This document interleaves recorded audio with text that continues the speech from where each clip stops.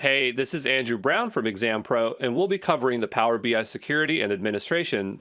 Power BI, like many other Microsoft services, utilizes Azure as its foundation. Azure is the cloud computing infrastructure and platform developed by Microsoft that guarantees the same level of security for Power BI as other Microsoft services. When users sign into Power BI, they use their credentials saved in Azure Active Directory, which permits them to control the level of sharing for each report, data, or dashboard.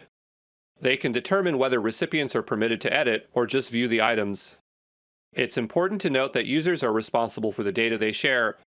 If a user connects to data sources using their credentials, they can share a report or dashboard or dataset based on that data.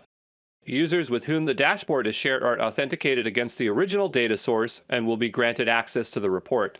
This is beneficial to allow users to share reports and dashboards they have created, but does require responsibility on the user's part. Power BI administration is the management of a Power BI tenant, including the configuration of governance policies, usage monitoring, and provisioning of licenses, capacities, and organizational resources. Power BI is designed for self-service business intelligence. The administrator is the guardian of data, processes, and policies in the Power BI tenant.